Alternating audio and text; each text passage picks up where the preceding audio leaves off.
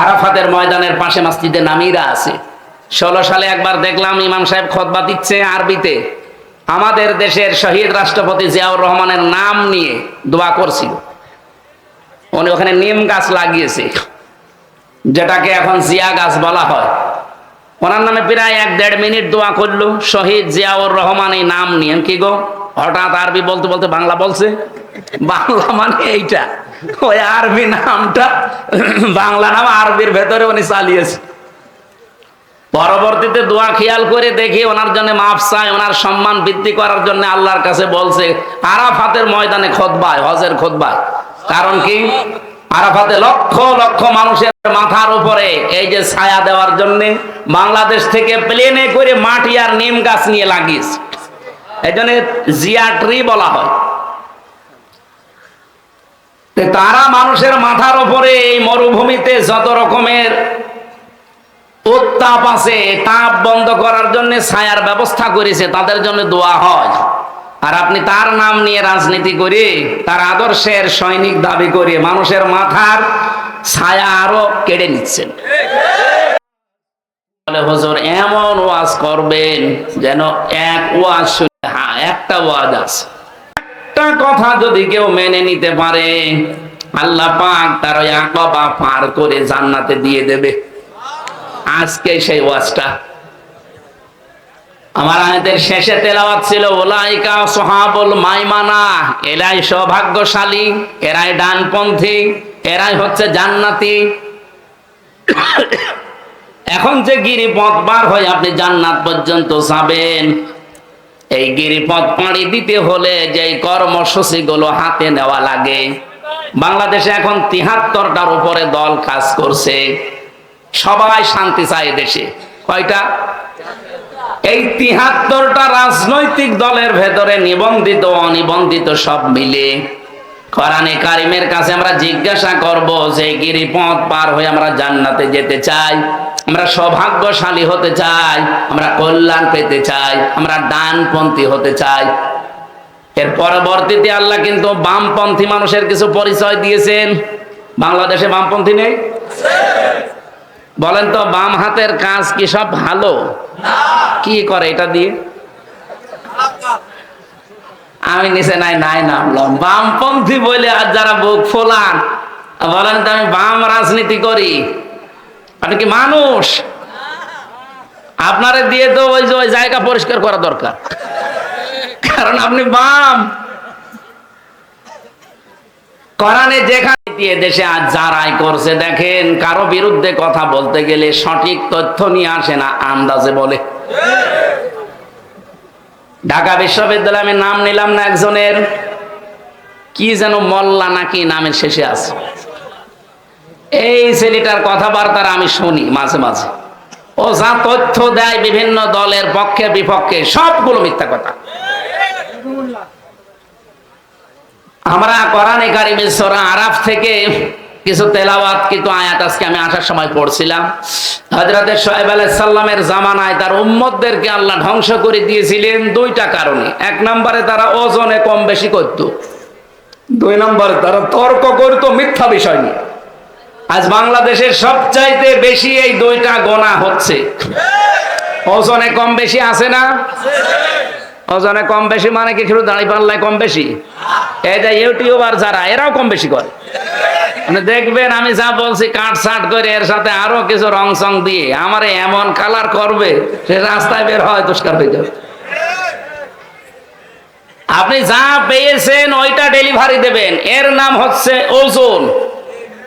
আজ প্রাইমারি থেকে বিশ্ববিদ্যালয় পর্যন্ত, হাফেজি মাদ্রাসা থেকে দাওরা পর্যন্ত যারা শিক্ষক আছে, ওনারা শিক্ষকতা করার আগে যে জ্ঞানগুলো নিয়েছে, এই জ্ঞানগুলো যারা আহরণ করে, অর্জন করে, এই জ্ঞানগুলোই যদি ক্লাসে ওইভাবে সঠিকভাবে দিতে পারে, তাহলে আর প্রাইভেট পড়া, কোচিং করা লাগে? এখন আর লাগছে না। আল্লাহ তাআলা এই দিকে ইঙ্গিত দিয়েছে যে যেটা পেয়েছো ওইটা ওইভাবে যে নিতে চায় তাকে অর্পণ করো। ওয়াইলুল লিল মুতাফফিফিন আল্লাযীনা ইযা তালু আলান নাসি ইস্তাওফুন। ওই মানুষগুলোর জন্য আক্ষেপ, আফসোস, ধ্বংস হয়ে যা করা, যারা নেওয়ার সময় বেশি নেয়, দেওয়ার সময়।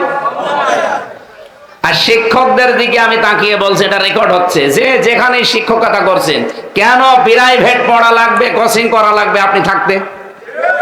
আপনি তো নেওয়ার সময় ঠিক মতোই নিয়েছেন, দেওয়ার সময় ওইটা ঠিক মতো দিলে তো আমার ছেলে মেয়েদের প্রাইভেট পড়ানো লাগে, কোচিং করানো লাগে। আপনি তো শিক্ষক এমনি হননি, অবশ্যই এরকম জ্ঞান অর্জন করে শিক্ষক হয়েছেন। এই জন্য আশা করবো যারা শিক্ষক মন্ডলী আছেন, আমাদের মাথার তাজ, আপনারা যেন ধরা না খান, এই জন্য বললাম। কারণ বহু মানুষ ধরা খাবে। বহু আলেম আমরা যারা স্টেজে এখন কথা বলছি, এই যে আমরা এখন অবিখায় আছি। অবিখা মানে কি? ওয়াজের বিনিময়ে খাদ্য। সরকারের একটা বাজেট আছে না মাঝে মাঝে, কি যেন আবিখা, কাজের বিনিময়ে খাদ্য। আর আমরা এই দুই হুজুর যা করছি, এটা কিসে? অবিখা, ওয়াজের বিনিময়ে খাদ্য। ওয়াজ না করলে আপনারা আমরা খেতে দিতেন, গাড়ি ভাড়া দিতেন। অবিখা করে যারা এদেশে আমরা আজ খাচ্ছি দায়ী আল্লাহর নাম নিয়ে, তাদেরকেও বলছি আমরাও কিন্তু ওজনে কম বেশি করছি।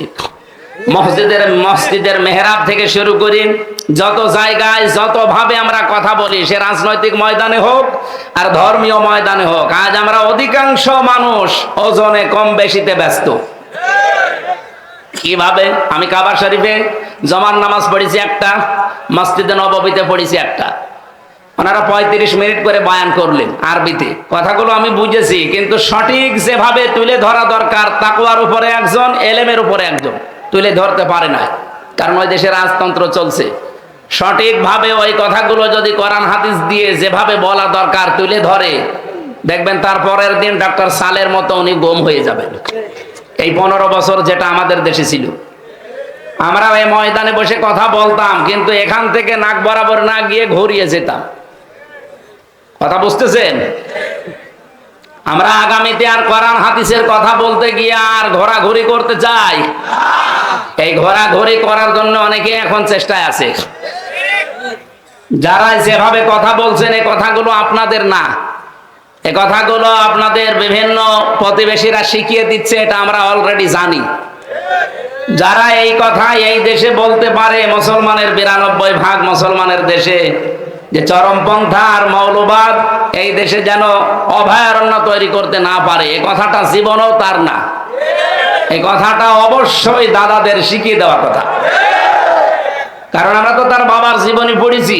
তার বাবা সারা জীবন ছিল সাম্রাজ্যবাদী, এই ভারতের আগ্রাসন বিরোধী। আপনি শহীদ জিয়াউর রহমানের পুরা জীবনী পড়ে দেখেন, সারা জীবন তিনি ভারত বিরোধী ছিল। ভারত তার ভয়ে কেঁপেছে, অথচ তাদের আদর্শ নিয়ে আজ যারা রাজনীতি করছে, তাদের মুখে আলেমদের বিপক্ষে এই কথাগুলো এখন বের হচ্ছে। এজন্য আমরা জানি এই কথাগুলো আসলে তাদের না, তারা উন্মাদ হয়ে গেছে, পাগল হয়ে গেছে। এই পাগলামি বন্ধ করা দরকার, নয়তো পরিণতি শেষে দেখা যায় যে হাসিনার মতো হয়ে যাবে। আপনারা মাজলুম, আমরাও মাজলুম, আপনাদেরকে আমরা ভালোবাসি, সতর্ক করলাম, এরপরে আপনার মনে যা লাগে তাই করেন। যারা বলে এক জিয়া লোকান্তরে লক্ষ জিয়া ঘরে ঘরে, এই কথাটা তাদের মুখে মানায় না। কারণ জিয়াউর রহমানের সারা জীবনী পড়েন, আমি নিজে পড়ে দেখেছি, কোনোদিন তিনি চাঁদাবাজি করেননি, পাথর দিয়ে মানুষ খুন করেননি। আপনি করছেন, অবশ্যই আপনি জিয়ার রাজনীতি করেন না, অন্য কিছু আপনি ঢুকিয়েছেন। আরাফাতের ময়দানের পাশে মসজিদে নামিরা আছে। 16 সালে একবার দেখলাম ইমাম সাহেব খুতবা দিচ্ছে আরবিতে, আমাদের দেশের শহীদ রাষ্ট্রপতি জিয়াউর রহমানের নাম নিয়ে দোয়া করছিল। উনি ওখানে নিম গাছ লাগিয়েছে, যেটাকে এখন জিয়া গাছ বলা হয়। ওনার নামে প্রায় 1-1.5 মিনিট দোয়া করলো, শহীদ জিয়াউর রহমান এই নাম নিয়ে। কি গো, হঠাৎ আরবি বলতে বলতে বাংলা বলছে? বাংলা মানে এইটা, ওই আরবি নামটা বাংলা নাম আরবির ভেতরে উনি চালিয়েছে। পরবর্তীতে দোয়া খেয়াল করে দেখি ওনার জন্য মাফ চায়, ওনার সম্মান বৃদ্ধি করার জন্য আল্লাহর কাছে বলছে আরাফাতের ময়দানে খুতবায়, হজের খুতবায়। কারণ কি? আরাফাতে লক্ষ লক্ষ মানুষের মাথার উপরে এই যে ছায়া দেওয়ার জন্য বাংলাদেশ থেকে প্লেনে করে মাটি আর নিম গাছ নিয়ে লাগিয়েছে। এই জন্য জিয়া ট্রি বলা হয়। তারা মানুষের মাথার উপরে এই মরুভূমিতে যত রকমের উত্তাপ আছে, তাপ বন্ধ করার জন্য ছায়ার ব্যবস্থা করেছে, তাদের জন্য দোয়া হয়। আর আপনি তার নাম নিয়ে রাজনীতি করে, তার আদর্শের সৈনিক দাবি করে মানুষের মাথার ছায়া আরো কেড়ে নিচ্ছেন। বলার একটা ঘটনা আজকে পড়ে আমি অলরেডি কেঁদে ফেলেছি। একজনের কাছে চাঁদা চেয়েছে, দিতে চাইনি, শেষে তাকে ধরে বেঁধে রেখে 8-9 জন মিলে তার স্ত্রীকে অলরেডি ধর্ষণ করেছে। একটা কথা হলো, এখন তো বিভিন্ন মানুষ এতে ভ্যান আলা, আজকে রিক্সা, আমি সকালে একটা অনুষ্ঠানে ছিলাম, এক রিক্সা চালক বলছে যে আগেই ভালো ছিলাম। আমার একটা গল্প মনে পড়ছে। কাফন চুরি করতো একটা লোক, কবরে মাটি দিলে সকালবেলা আর কাফন পাওয়া যায় না, উলঙ্গ করে কাফন নিয়ে চলে আসে, বিক্রি করে দেয়। সারা এলাকায় এত বদনাম এই লোকটার, জন্য নামই পড়ে গেছে কাফন চোর। চিন্তা করছে আমি মরে গেলে তো আমার যে গালি গালাজ দেবে, এটা তো বন্ধ করা দরকার। ওর ছেলেকে বলছে, দেখো আমি যখন মারা যাব আমার এই নামটা যেন অন্তত কেউ উল্টা পাল্টা না ডাকে, এমন কাজ করবা যেন আমার নাম অন্তত মানুষ ভালো বলে। চিন্তা করছে আমার বাবার নাম ভালো বলবে, বাবার মতো কাজ তো আমি করিনি। ওর বাবা তো কাফন চুরি করতো, লাশ ফেলে রাখতো, আর ও এখন শুধু কাফন চুরি করে না, কাফন চুরি করে আর লাশ গাছের সাথে টাঙিয়ে ভেতরে বাঁশ দেয়। এই দৃশ্য দেখে এলাকার মানুষ বলছে যে কি এদের বাবাই ভালো ছিল, অন্তত বাবা শুধু কাফন চুরি করে নিয়ে আসতো, লাশ তো কবরে থাকতো। আর এ কি আরম্ভ করেছে, শুধু কাফন চুরি করে না, লাশ ঝুলিয়ে রাখে গাছের সাথে, আবার পেছনে বাঁশ দিয়ে রাখে। এর বাবাই ভালো ছিল। আমার তো মনে আছে 15.5 বছর যে জুলুম অত্যাচার নির্যাতন হয়েছে, 1 বছরে অনেকে তা ছাড়িয়ে চলে গেছে। এই জন্য ভ্যান চালক এখন বলছে যে ছাতা আগেই ভালো ছিল। এ কথা যেন আর সামনে না বলতে পারে, এ বিষয়ে সতর্ক হওয়া দরকার না? বৃষ্টি খুব জোরে চলে আসলো নাকি? আমার ভাইরা, আমরা যে কোরআনে কারিম থেকে কথা শোনার জন্য বসেছিলাম, এখানে মেন কথা ছিল আমরা বিশাল গিরিপথ, এটা পার হয়ে আল্লাহর বানানো জান্নাতে যেতে চাই। এর 1 নম্বরে কর্মসূচি আল্লাহ দিয়েছেন ফাক্কু রাকাবা, দাস মুক্তি করার জন্য আপনাকে কাজ করা লাগবে। আও ইউতআমুন ফি ইয়াউমিন যি মাসগাবা, মিসকিন যারা, অসহায় যারা, এই মানুষগুলোর খাবারের ব্যবস্থা করা লাগবে, ছুটে যাওয়া লাগবে অসহায় মানুষের কাছে। ও বাংলার